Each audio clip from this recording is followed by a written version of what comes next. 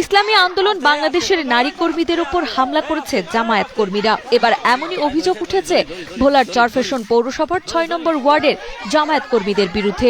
এই হামলায় ইসলামী আন্দোলন বাংলাদেশের প্রার্থী মাওলানা AKM কামাল হোসেনের মেয়ে মারিয়া কামাল সহ ৩ জন আহত হয়েছেন বলে দাবি করেন তারা। আমার ভাই এবং ফয়সালের উপরে আরো আক্রমণ করলো এবং আমাকে হেনস্থার শিকার করলো এবং আমাকে একটি পর্যায়ে তারা গায়ে ধাক্কা দিয়ে ফেলে দেয়। স্থানীয় সূত্র ও প্রত্যক্ষদর্শীরা জানান ২৮ জানুয়ারি বুধবার সকাল ৯টার দিকে চরফ্যাশন পৌরসভার ৬ নম্বর ওয়ার্ডে এই ঘটনা ঘটে। মারিয়া কামাল তার ২ ভাই ও ৭-৮ জন নারী কর্মীকে নিয়ে শান্তিপূর্ণভাবে দাওয়াতি ও নির্বাচনী প্রচারণা চালাচ্ছিলেন। এমন সময় জামায়াতে ইসলামের কর্মী হিসেবে পরিচিত সোহেল ও আলাউদ্দিন তাদের বাধা দেন এবং এলাকা ছেড়ে যাওয়ার হুমকি দেন। এক পর্যায়ে বাকবিতণ্ডার জেরে হামলার ঘটনা ঘটে বলে জানান মারিয়া কামাল। দুটি জামাতের ভাই অকথ্য ভাষায় বিভিন্ন রকমের অকথ্য ভাষায় কথা বলা শুরু করলো এবং তারা আমাদেরকে বাধা প্রদান করলো আমাদের দাওয়াতি কাজে। নতুন রিন গভীর থেকে পরিষ্কার করে কাপড়কে রাখে নতুনের মতো উজ্জ্বল। নতুন রিন অ্যাডভান্স পাউডার। তারপর যখন আমার এই দাওয়াতি কাজে বাধা প্রদান করলো, আমার সাথে ছিল আমার ছোট ভাই এবং আমার একজন ইসলামী আন্দোলনের কর্মী ভাই, তখন তারা সেটাকে বাধা দিল এবং তাদেরকে কিছু বাধা প্রদান করলো যে আপনারা কেন এইভাবে অকথ্য ভাষায় আমাদেরকে গালিগালাজ করছেন এবং মহিলাদেরকে হেনস্থা করছেন। হেনস্থার শিকার তখন আমি হচ্ছিলাম। তখন যখন একটু কথা কাটাকাটি হলো, তার মধ্যেই তিনি যে লোকটি ছিল তার সাথে একটি মুরব্বীও ছিল যে আমাদেরকে অকথ্য ভাষায় গালিগালাজ করলো, তার নাম ছিল সোহেল, তার সাথে একজন মুরব্বীও ছিল। তারপর তিনি যখন আমার ভাই এবং আমার যে কর্মী ছিল সে যখন বাধা প্রদান করলো, আমি তাদেরকে সেখান থেকে নিয়ে এসেছিলাম তাদের কাছ থেকে, যাতে আর কথা না বাড়ায়। কিন্তু সেই লোক সোহেল নামে সেই লোক থামলো না। তিনি তার কিছু নেতা কর্মীদেরকে তাদের কিছু কর্মীদেরকে ফোনের মাধ্যমে ডেকে এনেছিল সেখানে।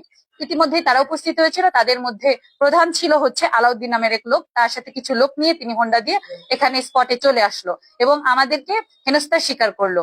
ইতিমধ্যে সে আমার কিছু ভিডিও ক্লিপস নেওয়ার চেষ্টা করলো। তখন আমার কর্মী আমার ভাই তারা দুইজনই বাধা প্রদান করলো এবং তাদের মধ্যে হাতাহাতি শুরু হয়ে গেল।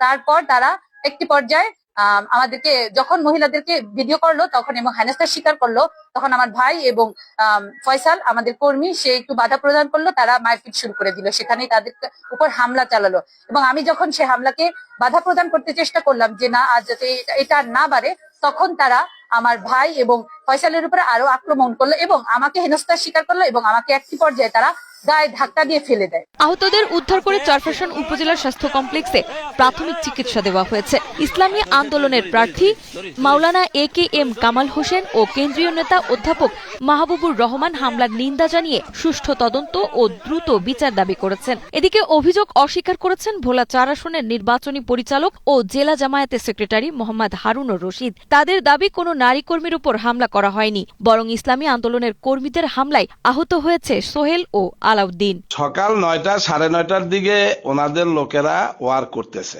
একজন মুরব্বীকে পেয়ে তাকে জামাত ইসলামীর বিভিন্ন বদনাম বলতেছে, পাশে দিয়ে আমাদের ২ জন ভাই যাইতেছে, তারা কিন্তু ওয়ার করে না। তখন তাদের একজন দাঁড়িয়ে বলতেছে আপনারা একটা দলের বিরুদ্ধে বলার দরকার কি, আপনাদের ভোট দরকার, আপনারা ভোট চান। এইটা নিয়ে কথা কাটাকাটি হইয়া আমাদের ওই যে আলাউদ্দিন এক মসজিদের ইমাম আমাদের কর্মী, ওকে যুব আন্দোলনের ফয়সাল নাক সই করিয়া দিছে ঘুষি, আর ও এই কথা বলতেছে আর ওদের কথাগুলি ভিডিও করতেছে, মোবাইলটা নিয়ে ভেঙে ফেলেছে। সেখানে এইটা নিয়ে হাতাহাতি হয়েছে। হাতাহাতি হইয়া পুরুষে হাতাহাতি হয়েছে। ওই মহিলা ওখানে দাঁড়িয়ে আছে, নিয়ে তাদের কেউ আহত হয় নাই, বরং আহত হয়েছে আমাদের তাদের এই যে ফয়সাল ইসলামী যুব আন্দোলনের নেতা, তার আঘাতে সে হয়েছে না। মহিলাদের উপর ওখানে কিছুই হয় নাই।